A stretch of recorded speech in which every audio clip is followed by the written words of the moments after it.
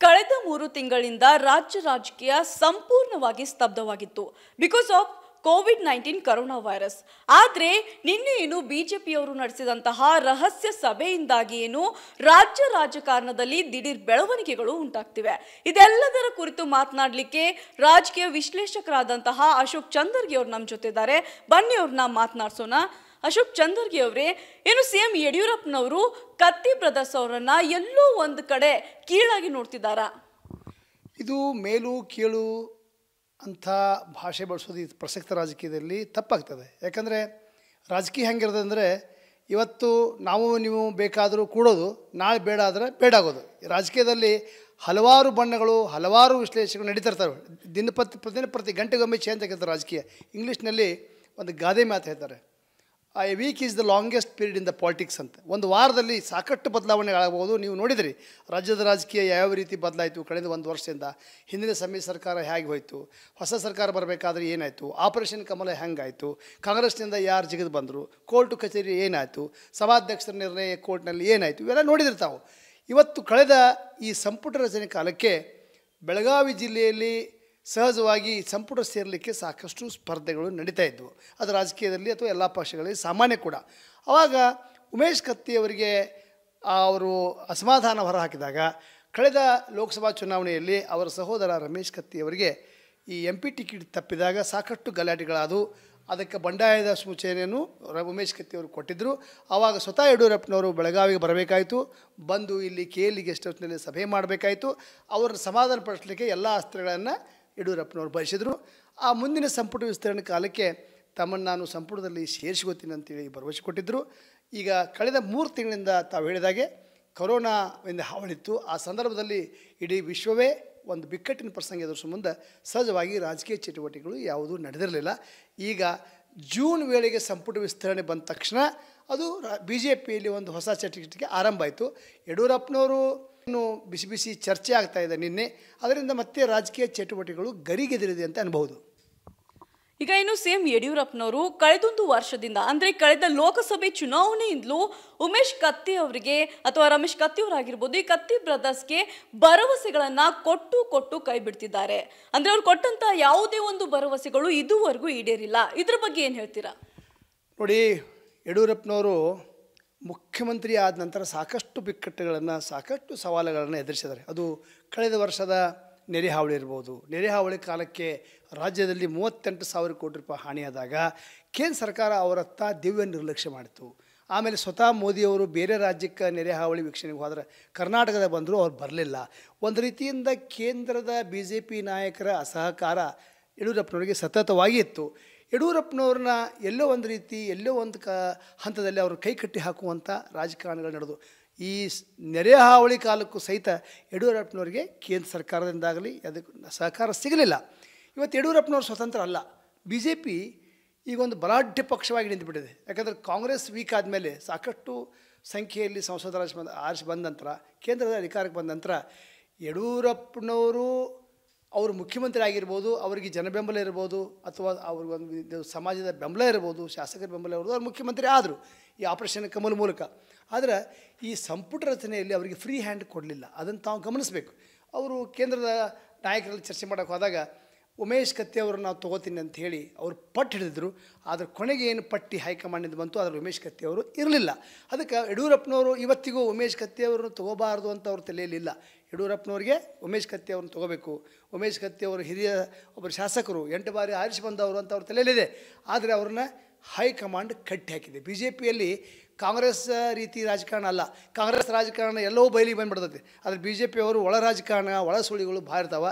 ಆದ್ದರಿಂದ ಯಡಿಯೂರಪ್ಪನವ್ರು ಮನಸ್ಸಿದ್ರು ಸಹಿತ ಇವತ್ತು ಕತ್ತಿಯವರನ್ನ ಸಂಪುಟದಲ್ಲಿ ತೆಗೆದುಕೊಳ್ಳಲಿಕ್ಕೆ ಅವರು ಅಸಹಾಯಕ ಆಗಿದ್ದಾರೆ, ಹೊರತಾಗಿ ಕೀಳಾಗಿ ಕಾಣ್ತಾ ಇಲ್ಲ ಅಂತ ನನ್ನ ಅಭಿಪ್ರಾಯ. ಈಗ ಕಳೆದ ಲೋಕಸಭಾ ಚುನಾವಣೆಯಲ್ಲೂ ಕೂಡ ಕತ್ತಿ ಬ್ರದರ್ಸ್ಗೆ ಟಿಕೆಟ್ ತಪ್ಪಿದಾಗ ಸಿಎಂ ಅವರೇ ಖುದ್ದಾಗಿ ಬೆಳಗಾವಿಗೆ ಬಂದು ಅವರನ್ನ ಸಮಾಧಾನ ಪಡಿಸಿದ್ರು. ಆ ಒಂದು ಸಂದರ್ಭದಲ್ಲೂ ಸಹ ಅವರಿಗೆ ಸೂಕ್ತ ಸ್ಥಾನಮಾನವನ್ನ ಪಕ್ಷದಲ್ಲಿ ನೀಡಲಾಗುತ್ತೆ ಅನ್ನುವಂತಹ ಭರವಸೆಯನ್ನ ನೀಡಿದ್ರು. ಅದಾದ್ಮೇಲೆ ಅವರು ಅಧಿಕಾರಕ್ಕೆ ಬಂದ ಮೇಲೆ ಅವ್ರು ಕೊಟ್ಟಂತ ಮಾತನ್ನ ಮರ್ತು ಬಿಟ್ರಾ ಅಥವಾ ನಿರ್ಲಕ್ಷ್ಯ ತೋರಿದ್ರಾ? ಇದ್ರ ಬಗ್ಗೆ ಏನು ಹೇಳ್ತೀರಾ? ಈಗ ಕಳೆದ ಲೋಕಸಭಾ ಚುನಾವಣೆಯಲ್ಲಿ ರಮೇಶ್ ಕತ್ತಿ ಅವರು ಚಿಕ್ಕೋಡಿ BJP ಟಿಕೆಟ್ ಕೇಳಿದ್ರು. ಅದು ಎಲ್ಲರಿಗೂ ಗೊತ್ತಿರೋ ವಿಷಯ. ಆ ಕಾಲಕ್ಕೆ ಏನಾಯಿತು, ಈ ಕಾಂಗ್ರೆಸ್ ದಿಂದ ಏನು ಸಿಡಿದು ಹೋಗಿ ರಾಜೀನಾಮೆ ಕೊಟ್ಟು ಬಂಡಾಯ ಎದ್ದು ಈ ಬಿ ಜೆ ಪಿ ಸರ್ಕಾರ ಬರಲಿಕ್ಕೆ ಏನು ಕಾರಣ ಆದರು, ಆ ಜನರಲ್ಲಿ ವಿಶೇಷವಾಗಿ ರಮೇಶ್ ಜಾರಕಿಹೊಳಿ ಕೈಯಲ್ಲಿ ನಿಯಂತ್ರಣದಲ್ಲಿ ಬೆಳಗಾವಿ ಜಿಲ್ಲಾ ರಾಜಕೀಯ ಬಂತು. ಆವಾಗ ಬೆಳಗಾವಿ ಜಿಲ್ಲಾ ರಾಜಕಾರಣ ಬಂದ ಮೇಲೆ ಅವರು ಕೀ ರೋಲ್ ಆಡ್ತಾ ಹೋದರು. ಕೀ ರೋಲ್ ಆಡ್ತಾ ಇದ್ರೆ ಬೆಳಗಾವಿ ಜಿಲ್ಲೆಯಲ್ಲಿ ಯಾರಿಗೆ ಟಿಕೆಟ್ ಕೊಡಬೇಕು, ಯಾರಿಗೆ ಬೇಡ, ಅವರು ಹೈಕಮಾಂಡದಲ್ಲಿ ತಮ್ಮ ಹಿಡಿತವನ್ನು ಸಾಧಿಸ್ತಾ ಹೋದರು. ಆ ಹಿಡಿತವನ್ನು ಸಾಧಿಸ್ತಾ ಹೋದಾಗ ಅವರು ಜೊಲ್ಲೆ ಪರವಾಗಿ ನಿಂತು ಜೊಲ್ಲೆಯವ್ರಿಗೆ ಟಿಕೆಟ್ ಕೊಡಿಸಿ ಜೊಲ್ಲೆಯವರು ಆರಿಸಿ ಬರಲಿಕ್ಕೆ ಎಲ್ಲ ಪ್ರಯತ್ನಗಳನ್ನು ಮಾಡಿದ ನಂತರ ಸಹಜವಾಗಿ ಕತ್ತಿಯವರು ಜಿಲ್ಲೆಯ ರಾಜಕಾರಣದಲ್ಲಿ ತಮ್ಮ ಹಿಡಿತವನ್ನು ಕಳೆದುಕೊಂಡ್ರು. ಯಾಕಂದರೆ ಜೊಲ್ಲೆ ಅವ್ರನ್ನ ರಮೇಶ್ ಜಾರಕಿಹೊಳಿ ಸಪೋರ್ಟ್ ಮಾಡಿದ್ದಿದೆ ಗುಟ್ಟಿನ ವಿಷಯ ಅಲ್ಲ, ಅದು ಹೈಕಮಾಂಡ್ ಅವರಿಗೆ ಕೊನೆಗಳಿಗೆವರೆಗೂ ಸಹಿತ ಈ ರಮೇಶ್ ಕತ್ತಿಯವರಿಗೆ ಟಿಕೆಟ್ ಸಿಕ್ಕೇ ಬಿಡ್ತು ಅನ್ನೋ ಒಂದು ಸಂದರ್ಭದಲ್ಲಿ ಅದು ಜೊಲ್ಲೆ ಅವರಿಗೆ, ಅಣ್ಣಾ ಸಾಹೇಬ್ ಜೊಲ್ಲೆ ಅವರಿಗೆ ಸಿಕ್ತು. ಅದು ತೆರೆ ಮೇರೆ ಆದ್ದರಿಂದ ಸಾಕಷ್ಟು ರಾಜಕಾರಣಗಳು ನಡೆದು ಅವರು ಟಿಕೆಟ್ ಸಿಕ್ಕ ಮೇಲೆ ಅವರು ಆರಿಸಿ ಬಂದರು. ಆರಿಸಿ ಬಂದಾಗ ಈ ಟಿಕೆಟ್ ಸಿಗದ ಅಂದಂಥ ರಮೇಶ್ ಜಾರಕಿಹೊಳಿ, ರಮೇಶ್ ಕತ್ತಿಯವರು ಜಿಲ್ಲೆ ರಾಜಕಾರಣದಲ್ಲಿ ಅವರು ರಮೇಶ್ ಕತ್ತಿ ಬಗ್ಗೆ ಒಂದು ಮಾತು ಹೇಳಬೇಕು. ಜನತಾ ಪರಿವಾರದಲ್ಲಿ ಬಹಳಷ್ಟು ಪ್ರಬಲವಾದ ರಾಜಕಾರಣಿಗಳಾಗಿದ್ದರು. ಅವ್ರ ತಂದೆ 83ರಲ್ಲಿ ವಿಶ್ವನಾಥ್ ಕತ್ತಿಯವರು ಆರಿಸಿ ಬಂದ ನಂತರ ಅವರು 85ರಲ್ಲಿ ನಿಧನ ಆದ್ರಂತ. ಇವರು ಇನ್ನೂ 24-25 ವಯಸ್ಸಿನ ಶಾಸಕರಾದ ನಂತರ ಈ ರಾಮಕೃಷ್ಣ ಹೆಗಡೆ ಕಾಲಕ್ಕಿರ್ಬೋದು, JH ಪಾಟೀಲ್ ಕಾಲಕ್ಕಿರ್ಬೋದು, ಅವರು ಬಲಾಢ್ಯವಾದ ರಾಜಕಾರಣ ಮಾಡಿದವರು. ಯಾರು? ಉಮೇಶ್ ಕತ್ತಿಯವರು. ಅವರು ಎಲ್ಲಿವರೆಗೆ ಬಲಾಢ್ಯ ರಾಜಕಾರಣಿಗಳಾಗಿದ್ದರು ಅಂದರೆ ಬೆಳಗಾವಿ ಜಿಲ್ಲೆಯಲ್ಲಿ ಜನತಾ ಪರಿವಾರದವರಿಗೆ ಯಾರಿಗೆ ಟಿಕೆಟ್ ಕೊಡಬೇಕು ಅನ್ನೋ ವಿಷಯ ಬಂದಾಗ ಅವ್ರು ಬಿ ಫಾರ್ಮ್ ಅಂತ ಟಿಕೆಟ್ ಸ್ಪರ್ಧೆ ಮಾಡೋಕ್ಕೆ ಬಿ ಫಾರ್ಮ್ ಅಂತ ಕೊಡ್ತಾರೆ. ಆ ಬಿ ಫಾರ್ಮು ಬ್ಲ್ಯಾಂಕ್ ತರ್ತಿದ್ರು. ಬಿ ಫಾರ್ಮ್ ಬೆಳಗಾವಿ ಜಿಲ್ಲಾ ಬ್ಲ್ಯಾಂಕ್ ತಂದು ಅಲ್ಲೇ ಅವರ ಹೆಸರು ಬರೀತಿದ್ರು, ಕಾರ್ನಲ್ಲಿ ಕೂತ್ಕೊಂಡು ಟೈಪ್ ಮಾಡ್ತಿದ್ರು. ಅಂಥ ಪ್ರಬಲವಾದ ರಾಜಕಾರಣಿಯಾಗಿದ್ದರು. ಅವರಿಗೆ ಬಿ ಜೆ ಪಿ ಜನತಾದಳದ ಅವಧಿ ಮುಗಿದ ನಂತರ ಏನು ಬಿ ಜೆ ಪಿಗೆ ಬಂದರು, ಬಿ ಜೆ ಪಿಯಲ್ಲಿ ಜನತಾದಳದಾಗ ಏನು ಹಿಡಿತಿತ್ತು ಆ ಹಿಡಿತ ಸಾಧಿಸಲಿಕ್ಕೆ ಅವರಿಗೆ ಆಗಲಿಲ್ಲ. ಯಾಕಂದರೆ ಜನತಾದಳ ವೀಕ್ ಆದಮೇಲೆ ಬಿ ಜೆ ಪಿ ಬೆಳೆದದ್ದು. ಬಿ ಜೆ ಪಿಗೆ ಸ್ವಂತ ಶಕ್ತಿ ಯಾವಾಗೂ ಇಲ್ಲ. ಇದನ್ನು ನಾನು ಭಾಳ ಸಲ ಹೇಳಿದ್ದೀನಿ, ಇವತ್ತು ಹೇಳ್ತೇನೆ. ಬಿ ಜೆ ಪಿ ಅವರಿಗೆ ಮೂಲ ಶಕ್ತಿ ಎಂದೂ ಇಲ್ಲ. ನಮ್ಮ ಜನತಾದಳ ಪರಿವಾರದವರು ಸುಮಾರು 50ಕ್ಕಿಂತ ಹೆಚ್ಚು ನಾಯಕರು, ಅದು ಬಸವರಾಜ ಬೊಮ್ಮಾಯಿ ಇರ್ಬೋದು, ಉದಾಸಿ ಇರ್ಬೋದು, ಆಮೇಲೆ ನಮ್ಮ ಕಾಗವಾಡದ ರಾಜೀವ್ ಕಾಗೆ ಇರ್ಬೋದು, ಲಕ್ಷ್ಮಣ್ ಸವದಿ ಇರ್ಬೋದು, ಇವರು ಮಾದಪ್ಪ ಯಾದವಾಡ್ ಇರ್ಬೋದು, ಎಲ್ಲರೂ ಜನತಾ ಪರಿವಾರದಿಂದನೇ ಬಿ ಜೆ ಪಿಗೆ ಹೋದವರು. ಬಿ ಜೆ ಪಿ ಒಂದು ಜನತಾದಳ ವೀಕ್ ಆದಮೇಲೆ, ಜನತಾದಳದ ಅವಸಾನ ನಂತರ ಇವರೆಲ್ಲರೂ ಬಿ ಜೆ ಪಿಗೆ ಹೋದರು. ಬಿ ಜೆ ಪಿ ಇವ್ರು ಹೋದ್ರಿಂದ ಬಿ ಜೆ ಪಿ ಸ್ಟ್ರಾಂಗ್ ಆಯ್ತು.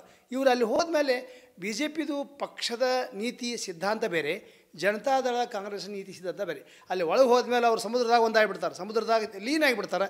ಇವರು ಲೀನ್ ಆದರು. ಅಲ್ಲಿ ಹೋಗಿ ಜನತಾದಳದಂಗೆ ರಾಜಕಾರಣ ಮಾಡಲಿಕ್ಕೆ ಅವರಿಗೆ ಸಾಧ್ಯ ಇಲ್ಲ. ಉಮೇಶ್ ಕತ್ತಿ ಅವರಿಗೆ ಬಹಿರಂಗವಾಗಿ ಹೇಳೋಕ್ಕೂ ಖಾಸಗಿಯಾಗಿ ಆದರೂ ಅವರು ಪಶ್ಚಾತ್ತಾಪ ಪಡ್ತಾ ಇದ್ದಾರೆ ಅಂತ ಅನಿಸುತ್ತೆ. ಬಿ ಜೆ ಪಿ ತತ್ವ ಸಿದ್ಧಾಂತದ ಚೌಕಟ್ಟು ಮೇಲೆ ರಾಜಕಾರಣ ಮಾಡ್ಬೇಕತ್ತಿ. ಇವರು ಯಡಿಯೂರಪ್ಪನವರು ಇಲ್ಲಿ ಬಂದು ಅವರು ಸಮಾಧಾನ ಮಾಡಿದ್ದಾರೆ.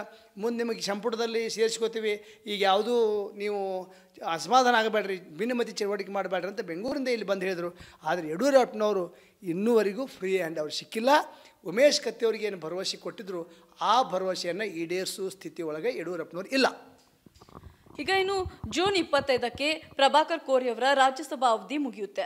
ಆ ಒಂದು ಟಿಕೆಟ್ ಪಡಲಿಕ್ಕೆ ಏನು ರಮೇಶ್ ಕತ್ತಿ ಅವರಿಗೆ ಆ ಟಿಕೆಟ್ ಕೊಡಿಸ್ಲಿಕ್ಕೆ ಉಮೇಶ್ ಕತ್ತಿ ಅವರು ಸಾಕಷ್ಟು ಪ್ರಯತ್ನ ಪಡ್ತಿದ್ದಾರೆ. ಇನ್ನೊಂದೆಡೆ ಪ್ರಭಾಕರ್ ಕೋರೆ ಅವರು ಆ ಒಂದು ಅವಧಿ ಮುಂದುವರಿಸಲಿಕ್ಕೆ ಮತ್ತೆ ಆಯ್ಕೆ ಆಗಲಿಕ್ಕೆ ಬಯಸ್ತಿದ್ದಾರೆ. ಸೊ ಇದೆಲ್ಲ ಎಲ್ಲಿಗೆ ಹೋಗಿ ಮುಟ್ಬೋದು ಅಂತ. ಪ್ರಭಾಕರ್ ಕೋರೆ ಅವರು ಹ್ಯಾಟ್ರಿಕ್ ಸಾಧಿಸಲಿಕ್ಕೆ ಎಲ್ಲ ಪ್ರಯತ್ನಗಳನ್ನು ಮಾಡ್ತಾ ಇದ್ದಾರೆ. ಕಳೆದ 6 ತಿಂಗಳಿಂದ 1 ವರ್ಷದಿಂದ ಅವರು ಬಿ ಜೆ ಪಿಯಲ್ಲಿರುವ ತಮ್ಮ ನೆಲೆಗಟ್ಟನ್ನು ಭದ್ರಗೊಳಿಸ್ತಾ ಇದ್ದಾರೆ. ಯಾವಾಗ ಕೋರೆ ಅವರ ರಾಜಕೀಯ ಹಿಂಗಿದಲ್ಲ, ಅವರು ಬಿ ಜೆ ಪಿ ಆಗಿದ್ದರೂ ಸಹಿತ ಪಕ್ಷ ಭೇದ ಮರೆತು ಅವ್ರನ್ನ ಸಪೋರ್ಟ್ ಮಾಡೋ ಮುಂದೆ ದಿಲ್ಲಿ ಆಗೋದಾರು, ಬೆಂಗಳೂರಾಗೋದಾರು ಎಲ್ಲ ಕಡೆ ಇದ್ದಾರೆ. ಯಾಕಂದ್ರೆ ಕೋರೆ ಅವರು ಹಿಡಿದು ಹಿಂಗದಲ್ಲ, ಅದು ಉಳಿದು ಹಿಡಿತ. ಅವರು ರಾಜಕಾರಣಿ ಇರ್ಬೋದು, ಆದರೆ ಈ ರಾಜಕಾರಣದ ವಿಷಯ, ಪಕ್ಷದ ರಾಜಕಾರಣ ಬಂದರೆ ಅವರು ಪಕ್ಷ ಮೀರಿ ಬೆಳೆದವರು. ಕಾಶ್ಮೀರದಿಂದ ಕನ್ಯಾಕುಮಾರಿಗೆ ಎಲ್ಲ ಕುಮಾರಿಯವರಿಗೆ ಎಲ್ಲ ರಾಜಕಾರಣಿಗಳ ಒಡನಾಟ ಅವ್ರಿಗೈತಿ. ಕೇಂದ್ರ ಸರ್ಕಾರ ಅಥವಾ ಕೇಂದ್ರದಲ್ಲಿಯ ಬಿ ಜೆ ಪಿ ನಾಯಕರ ಬೆಂಬಲನೂ ಅವ್ರಿಗೈತಿ. ಬಹುಶಃ ಕೋರೆ ಅವರಿಗೆ ಶೆಡ್ ಹೊಡೆಯುವಷ್ಟು ಶಕ್ತಿ ರಮೇಶ್ ಕತ್ತಿ ಅವರಿಗಿದೆ ಅಂತ ನಾನು ಭಾವಿಸಿಲ್ಲ. ಈಗ ಇನ್ನು ಕಡೆಯದಾಗಿ ಒಂದು ವೇಳೆ ಕತ್ತಿ ಬ್ರದರ್ಸ್ ಬಂಡಾಯವಿದ್ರೆ ಎಷ್ಟರ ಮಟ್ಟಿಗೆ ಇದು ಹೋಗಿ ಮುಟ್ಬೋದು, ಅಂದರೆ ಯಡಿಯೂರಪ್ಪನವ್ರಿಗೆ ಇದು ಎಷ್ಟರ ಮಟ್ಟಿಗೆ ಹಾನಿ ಮಾಡ್ಬೋದು ಅಂತ ನೋಡ್ರಿ. ಕತ್ತಿಯವರು ಭಾಳ ಸ್ಥಿರ ರಾಜಕಾರಣಿ. ಅವರಿಗೆ ಬಂಡಾಯ ಅದಾರ, ಅವ್ರ ಜೊತೆ ಯಾರದಾರ ಯಾರಿಲ್ಲ ಅವ್ರಿಗೆ ಸ್ವತಃ ಗೊತ್ತೈತಿ. ಒಮ್ಮೆ ಕತ್ತಿಯವ್ರಿಗೆ ನಾ ಹೇಳಿದೆ, ಪ್ರತ್ಯೇಕ ರಾಜ್ಯದ ವಿಷಯ ಬಂದಾಗ ನಾ ಬಹಿರಂಗವಾಗಿ ಹೇಳಿದೆ, ಕತ್ತಿಯವರೇ ಸುಮ್ಮನೆ ಪ್ರತ್ಯೇಕ ರಾಜ್ಯದ ಬಗ್ಗೆ ಮಾತಾಡಬೇಡ್ರಿ. ಬಹಿರಂಗವಾಗಿ ಪ್ರಶ್ನೆ ಕೇಳಿದ್ದೀನಿ. ನಿಮ್ಮ ಜೊತೆ 10 ಮಂದಿ ಶಾಸಕರಾದರೂ ಇದ್ದರೆ ಬಹಿರಂಗ ಪಡಿಸ್ರಿ, 10 ಶಾಸಕರಾಗಿದ್ದರೆ ಅವ್ರ ಜೊತೆಗೆ ಓಡಿ ಬನ್ನಿ. ಈಗ ಸದ್ಯದ ಮಟ್ಟಿಗೆ ಹೇಳೋದಂದ್ರೆ ಕತ್ತಿಯವರು ಬಂಡಾಯ ಹೇಳು ಪರಿಸ್ಥಿತಿ ಇಲ್ಲ. ಅವರು ಇದು ರಾತ್ರಿ ಭೋಜನ ಕೂಟದ ರಾಜಕಾರಣ ಮಾಡೋದು, ಎಮ್ ಎಲ್ ಎಗಳಿಗೂ ಊಟ ಮಾಡೋದು, ಅದರ ಮೂಲಕ ಒಂದು ಸಂದೇಶವನ್ನು ಕಳಿಸುವಂಥ ರಾಜಕಾರಣ ಮಾಡ್ತಾರೆ ಹೊರತಾಗಿ ಈ ಬಂಡಾಯ ಹೇಳುವಂಥ ರಾಜಕಾರಣ ಮಾಡೋದು. ಯಾಕಂದರೆ ಬೇರೆ ಪಕ್ಷದವ್ರು ಕಾಂಗ್ರೆಸ್ ಅವ್ರು ವೀಕ್ ಅದಾರ. ಈಗ ಕಾಂಗ್ರೆಸ್ ವೀಕಿದ್ದ ಬಂಡಾಯ ಎಲ್ಲಿ ಹೋಗೋದಾರು? ಬಂಡಾಯ ಹೇಳಿಕ್ಕೆ ಸಾಧ್ಯ ಇಲ್ಲ. ಕತ್ತಿಯವರು ಇದನ್ನು ಅರ್ಥ ಮಾಡ್ಕೊಂಡ್ರೆ ಅಂತ ನನಗೂ ಅನಿಸ್ತೈತಿ. ಕತ್ತಿಯವರು ಇದನ್ನು ಅರ್ಥ ಮಾಡ್ಕೊಳ್ಳಾರ್ದ ಸಣ್ಣವರಲ್ಲ, ಭಾಳ ಸಿರುಡು ರಾಜಕಾರಣಿ. ಕತ್ತಿಯವರು ಈ ರಾಜಕಾರಣದಾಗ ಒಂದೊಂದು ಚಟುವಟಿಕೆ ನಡೆದಿರ್ತಾವೆ. ಎಲ್ಲ ಎಮ್ ಎಲ್ ಎ ಕೂಡಿಸೋದು, ಊಟ ಮಾಡೋದು, ರಾಜಕೀಯ ಮಾಡೋದು, ಮತ್ತು ಅದರಿಂದ ಮಾಧ್ಯಮದೊಳಗೆ ಒಮ್ಮೆ ಊಟಕ್ಕೆ ಸೇರಿದ್ರು ಸಹ ಸಾಕಷ್ಟು ಪುಕಾರುಗಳಿರ್ತಾವೆ, ಸಾಕಷ್ಟು ವದಂತಿ ಅಂತ ಹೇಳ್ತಾವೆ. ಅದೇ ನಿನ್ನೆ ಆಗಿದ್ದು. ಇವತ್ತು ಎಮ್ ಎಲ್ ಎಗಳು ನಾ ಬೆಳಿಗ್ಗೆ ನೋಡಿದೆ, ಕೆಲವು ಎಮ್ ಎಲ್ ಎಗಳಿದ್ರು ನಾವು ಊಟಕ್ಕೆ ಕರೆದ್ರು ಹೋಗಿದ್ದೀವಿ ರೀ ಅಂತ ಹೇಳ್ತಾರೆ. ಮುರುಗೇಶ್ ನಾರಾಯಣ ಅವರು ಸ್ಟೇಟ್ಮೆಂಟ್ ಕೊಟ್ಟರು, ನಾನು ಒಮ್ಮೆ ಏನೋ ಮುಖ್ಯಮಂತ್ರಿ ಬಿಟ್ಟು ನಾ ಇಲ್ಲ ಅಂದರು. ರಾಮದುರ್ಗ ಶಾಸಕ ಮಹದೇವಪ್ಪ ಯಾದವ್ ಹೇಳಿದ್ರು, ಊಟಕ್ಕೆ ಕರೆದ್ರು ಹೋಗಿದ್ದು ನಿಂತಾರೆ.